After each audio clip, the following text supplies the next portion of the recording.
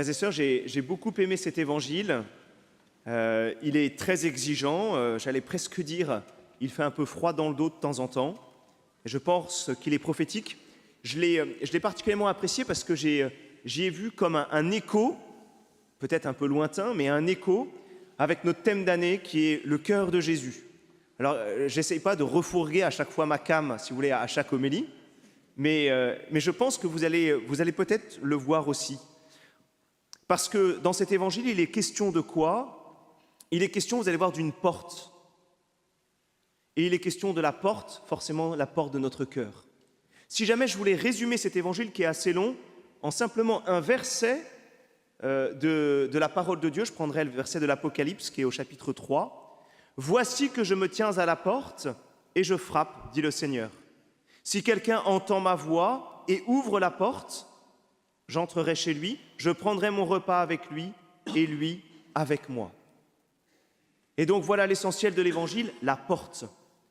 Dans cet évangile, j'en vois trois. La première, elle est facile, c'est le portail qui est entre Lazare et le riche. La deuxième porte, est-ce que vous la voyez?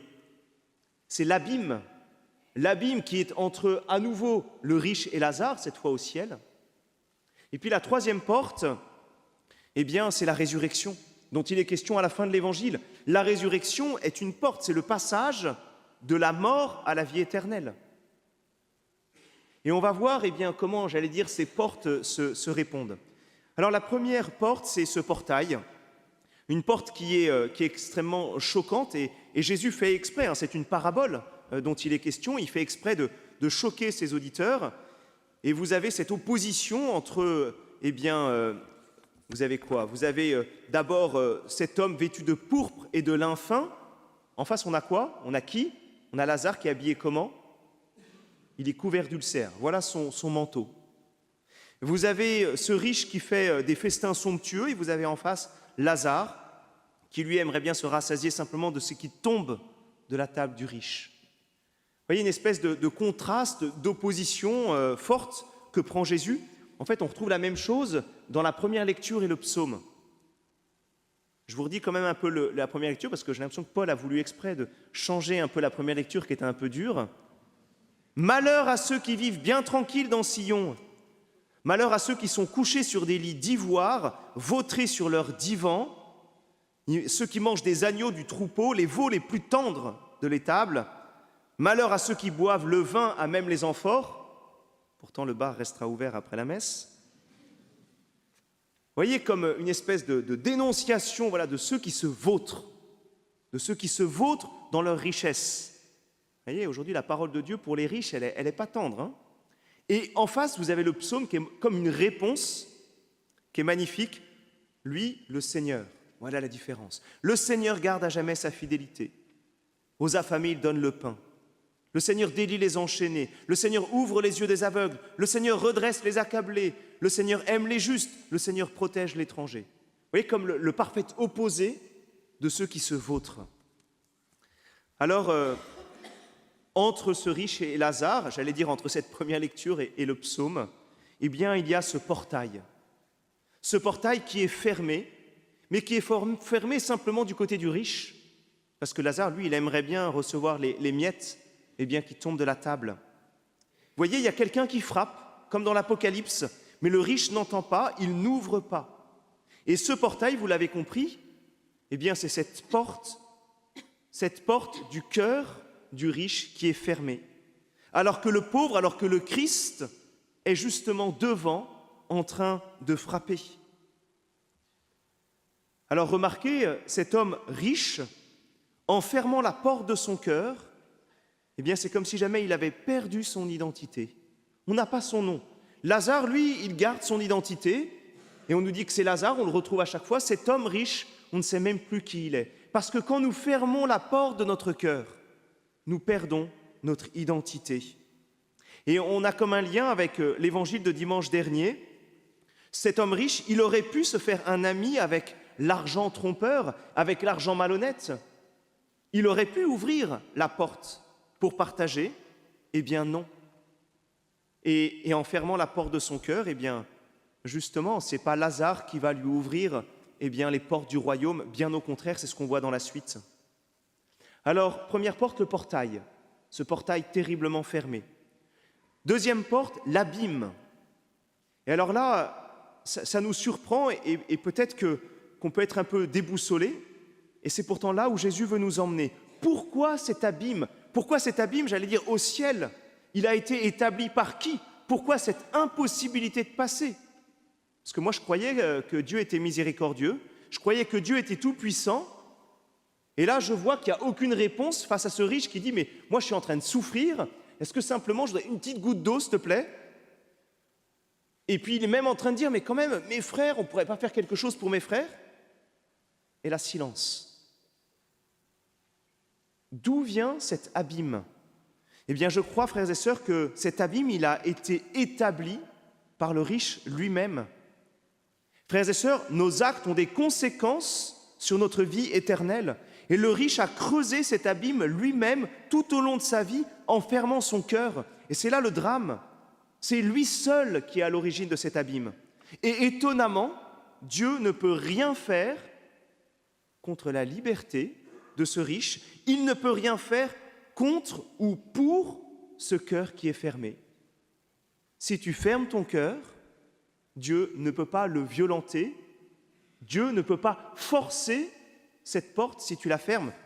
Voici que je me tiens à la porte et je frappe, dit le Seigneur. Si quelqu'un entend ma voix et ouvre la porte, alors oui, j'entrerai chez lui, je prendrai mon repas avec lui et lui avec moi. Alors vous voyez que la mort vient révéler la vérité de notre vie. Elle est une mise en lumière de notre cœur, de la vérité de notre cœur. Frères et sœurs, nous sommes faits pour le ciel, mais nous sommes faits pour le ciel ensemble, les uns avec les autres. Et Dieu ne veut pas que toi, tu ailles au ciel sans ton voisin, sans ta voisine. Et donc, nous serons nécessairement, entre guillemets, jugés au crible de la vérité de notre cœur qui a voulu prendre ou non l'ensemble de nos frères et sœurs pour le ciel. Alors, soyons vivants pendant cette vie. Ayons un cœur ouvert, vibrant, battant. Et reconnaissons dans cet évangile étonnant que le riche est mort de son vivant. La fermeture de son cœur l'a progressivement tué. Troisième porte, après ce portail, après l'abîme, eh bien, la résurrection. La résurrection qui pour nous est le passage de la mort à la vie, et j'allais dire, la résurrection qui pour nous est une bonne nouvelle, dans cet évangile, eh bien, je trouve cette porte accablante. Écoutez, Jésus dit que sa résurrection, pour certains, ne changera rien. S'il n'écoute pas Moïse ni les prophètes, quelqu'un pourra bien ressusciter d'entre les morts, Jésus parle de lui, ils ne seront pas convaincus.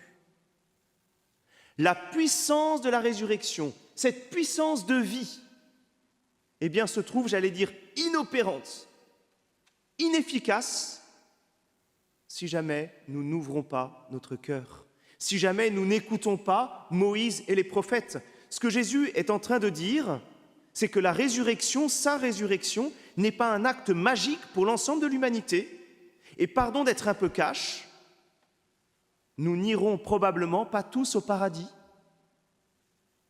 Parce que si nous n'ouvrons pas notre cœur, eh bien nous n'irons pas au paradis. C'est l'ouverture de notre cœur qui nous ouvre le ciel. Alors, rassurez-vous, du côté de Dieu, son cœur, lui, est toujours ouvert. Ce cœur transpercé à la croix du Christ est éternellement ouvert pour chacun et chacune d'entre nous. Mais qu'en est-il de notre cœur à nous? Sur terre, nous sommes en pèlerinage, nous préparons notre ciel, mais ça veut dire quoi? Nous préparons notre ciel en ouvrant notre cœur de plus en plus.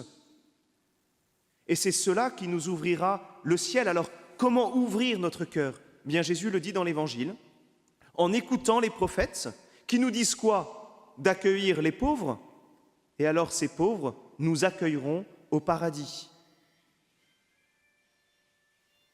Alors, je vous propose de terminer simplement en retrouvant ces trois portes Et finalement, en nous demandant ce soir, quelle est la porte essentielle? Eh bien, c'est la première porte. C'est ce portail que nous avons vu entre Lazare et le riche. C'est cette porte de notre cœur, si nous l'ouvrons, eh bien, qui nous permettra, j'allais dire qu'il n'y ait pas d'abîme au ciel, mais au contraire la communion. C'est cette porte qui nous ouvrira les portes du royaume. Deux questions par lesquelles je voudrais terminer. Quels sont les Moïse, les prophètes que nous ignorons, que nous n'écoutons pas?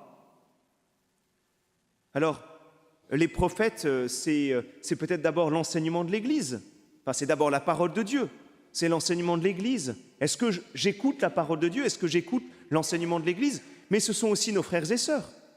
Les prophètes, c'est votre épouse qui vous saoule de temps en temps, c'est votre époux qui est pénible de temps en temps, c'est vos enfants, ce sont nos amis, mais qui sont aussi prophètes. Quels sont les prophètes que nous ignorons et que nous n'écoutons pas? Et puis deuxième question, suis-je capable de reconnaître les Lazare de ma vie, c'est-à-dire ceux à qui j'ai fermé la porte de mon cœur? Frères et sœurs, il serait tellement simple de pouvoir les reconnaître. Mais c'est quoi le drame de l'Évangile? C'est que le riche, il n'avait pas conscience d'avoir fermé la porte à Lazare. Et que bien souvent, nous-mêmes, nous n'avons pas conscience des pauvres à qui nous fermons notre cœur, que ce soit des membres de notre famille, des collègues, des passants que nous croisons dans la rue, et que ce soit des pauvres effectifs en termes d'argent, en termes de maladie, en termes de psychologie. Et je termine par une petite anecdote qui m'a un petit peu fait froid dans le dos. On a un nouveau paroissien. On a un Lazare qui n'arrête pas de traîner là depuis 2 semaines sur la paroisse. Il s'appelle Cyril. Il prend pas mal de place. Il devient un peu invasif. Et alors au début, on essaie d'être gentil, hein. Quand même, on est prêtre, on est sur une paroisse. Et puis sauf qu'il a commencé à se taper l'incruste un petit peu dans notre café-librairie. Notre café-librairie, il est un peu chicose quand même, hein. Et puis à un moment, il était un petit peu allongé sur le canapé. Alors on a été obligé de lui dire d'aller dehors. Et j'ai beaucoup aimé la réaction de celle qui tient le café, qui est venue me voir et qui m'en a parlé. Et elle m'a dit cette phrase suivante: cet homme-là, il nous met face à notre propre contradiction. Amen.